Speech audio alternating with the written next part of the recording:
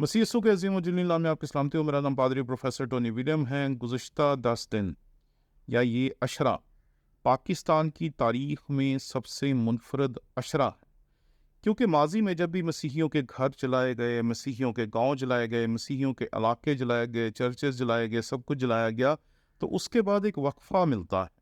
यानी कि जब कोई शहर या गांव जलाया गया, जैसे शांति नगर जलाया गया, तो उसके बाद फिर वक्फा आता है, फिर एक और शहर जलाया जाता है, फिर वक्फा आता है, और फिर ये वक्फों के साथ वाक़यात रूनुमा होते हैं।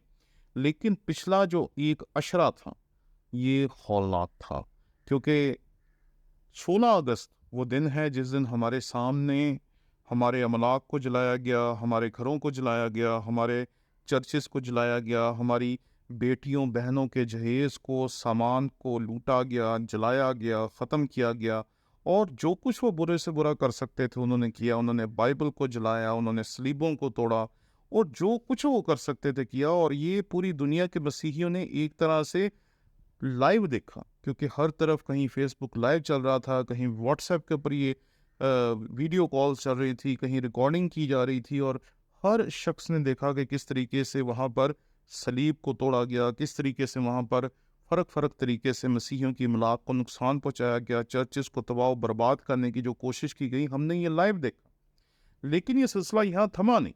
इसके बाद हमें वाक़या मिलता है साहिवाल में हड़प्पा के मुकाम पर, जहाँ एक नौजवान है जो अपने टिकटॉक के ज़रिए से मसीही कौम की खिदमत सर अंजाम दे रहा है और मसीही ईमान पर किए जाने वाले सवालों के जवाब देता है। और उसने इस वाक़े को, जो 16 अगस्त को रूनुमा हुआ था, सामने रख कर एक वीडियो बनाई। उसकी वीडियो पर किसी ने एतराज़ किया कि इससे हमारी दिल आज़ारी हुई है, और उस नौजवान पे पर्चा हो गया, और उसके सारे ख़ानदान को पुलिस ने अपनी तहवील में ले लिया था कि उसे कोई नुकसान ना पहुंचाए। लेकिन ये मसला यहाँ नहीं ठहरा। सरगोदा के मुकाम पर एक चक है जिसका नाम 37 जनूबी है। वहाँ की जामे मस्जिद के जो इमाम हैं, उन्होंने कहा कि जब मैं 4:10 पे सुबह अजान के लिए मस्जिद पहुंचा, तो मैंने वहाँ देखा कि मस्जिद की सीढ़ियों पर कुरान पाक के पारे को शहीद करके, वहाँ पर उसकी बेअदबी करके वहाँ पर उसे रखा गया।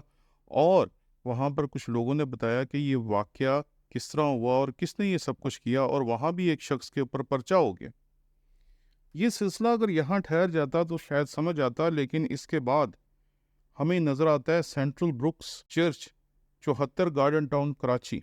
वहाँ पर चर्च की दीवारों पर किसी ने जाकर चंद कलमात लिख दिए, जो कि दरअसल एक शरारत। वहाँ पर जो मसीही लोग थे वो उससे खौफजदा हो गए कि ये किसी ने क्या किया कि रातों रात खामोशी से आकर यहाँ पर ये सब कुछ लिख दिया है। अब ना उनको हटाया जा सकता है, ना मिटाया जा सकता है, ना ही कुछ और किया जा सकता है।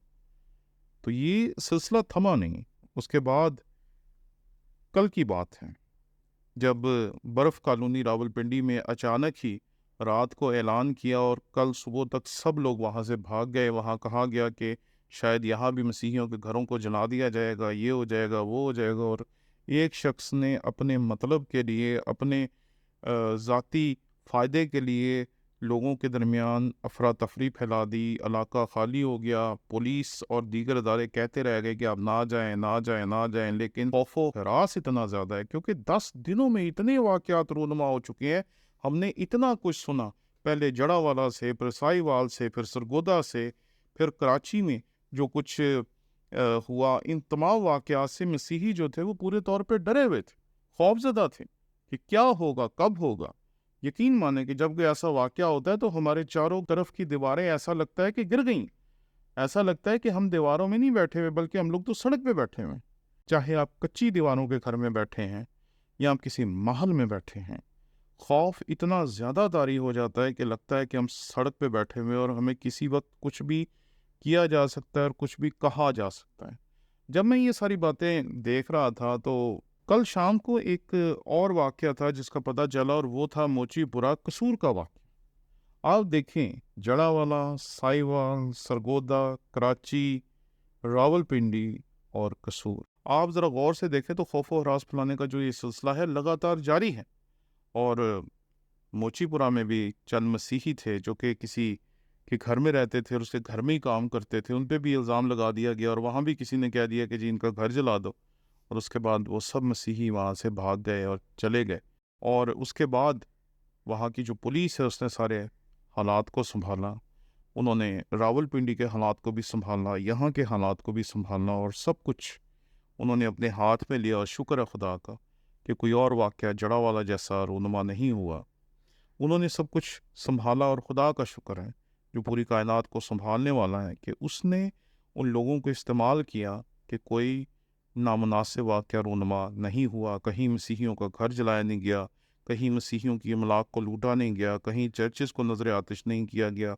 और मैं समझता हूँ कि मैंने पिछले 10 दिनों में जो केयर टेकर गवर्नमेंट है, इसके किरदार को मैंने बहुत मुस्बत पाया है। जिस तरीके से उन्होंने जड़ावाले के वाक़े के बाद हालात को संभाला, जिस तरीके से वहाँ के वाक़यात को अपने हाथ में लेकर उनको बेहतर तौर पर डील करने की कोशिश की, सचमुच जो निगरान हुकूमत है इसके तमाम इक़दामात काबिल तारीफ़ हैं। और मैं ये समझता हूँ कि अब हमें समझाना पड़ेगा उन लोगों को जो इस नफाक को या इस नफ़रत को फैलाने की कोशिश कर रहे हैं।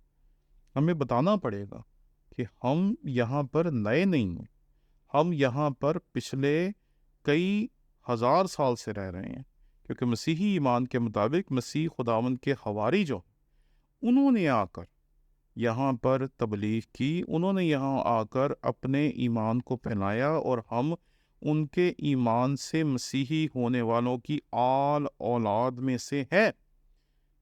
ये दुरुस्त है कि मसीही गरीब हैं, ये दुरुस्त है कि हम दूसरों के मुकाबले में उतने वेल स्टैब्लिश नहीं हैं, लेकिन ये बात याद रखें कि हमने अपनी मुल्क व कौम की जैसी खिदमत की है, किसी और ने वो नहीं की। आज सुबह मैं एक वीडियो देख रहा था जो मुझे हमारे एक मसीही दोस्त से सेंड की। उसके बीच में एक पुलिस ऑफिसर थे, वो बता रहे थे कि अगर आप आर्मी म्यूज़ियम में जाके देखें तो वहाँ एक वॉल है पूरी की पूरी, जिसके बीच में उन मसीहियों की तस्वीर लगी है जिन्होंने पाकिस्तान की तामीर और तरक्की के लिए अपना किरदार अदा किया। मान भी आए ना कि हमने इस मुल्क के लिए क्या किया बहैसियत क्रिश्चियन के।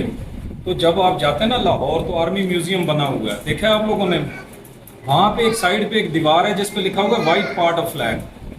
वहाँ पे ज़रा देखें कि कितने शहीद हैं क्रिश्चियन जिन्होंने इस मुल्क की हिफाजत के लिए अपनी जानें दी हैं। आप उनमें से एक एक के अगर आप कारनामे पढ़ेंगे तो आप यकीन माने हैरान रह जाएंगे। आपको अपने क्रिश्चियन होने पर फख्र होना शुरू हो जाएगा। आपको पता लगेगा कि आप लोगों की कितनी कुर्बानियां इस मुल्क के लिए। एक दरख्वास्त है हमारी कानूनी इदारों से, मजहबी इदारों से, हुकूमती इदारों से, सबसे, कि हमने सब कुछ किया है, जो कर सकते थे किया है। ऐसा कुछ भी नहीं है जो हम कर सकते थे और हमने नहीं किया। लेकिन उसके बावजूद जो कुछ हो रहा है, जिस तरीके से पीसा जा रहा है, जिस तरीके से मारा जा रहा है, जिस तरीके से हमारी इमलाक को जलाया जा रहा है, जिस तरीके से हमारे लोगों को डराया जा रहा है, ऐसे वक्त में खुदारा उन रहनुमाओं को समझाएं जो इस खौफ व हरास को और ज़्यादा बढ़ाने की कोशिश कर रहे हैं, जो और ज़्यादा लोगों को उकसा रहे हैं। अभी भी बहुत सारे लोग हैं जो कि यही कह रहे हैं कि हम पे जुल्म हुआ, हम पे जुल्म हुआ। और मसीहियों के लिए मैं सिर्फ एक आयत खुदावंद के कलाम में से पढ़ना चाहता हूँ।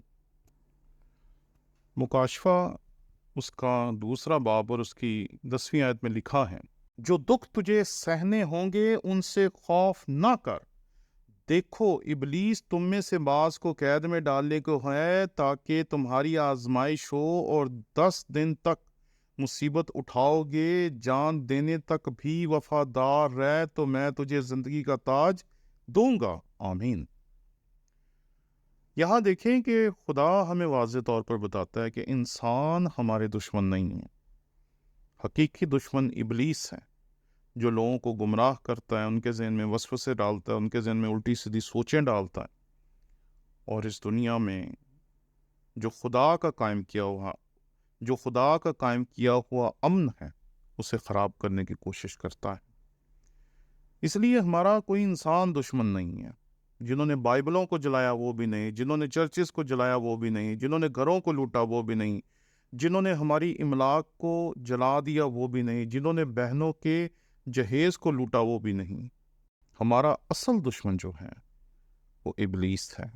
اس لیے تمام مسیحی اس حقیقت کو یاد رکھیں کہ جو دکھ تجھے سہنے ہوں گے ان سے خوف نہ کر، جان دینے تک بھی وفادار رہے تو میں تجھے زندگی کا تاج دوں گا۔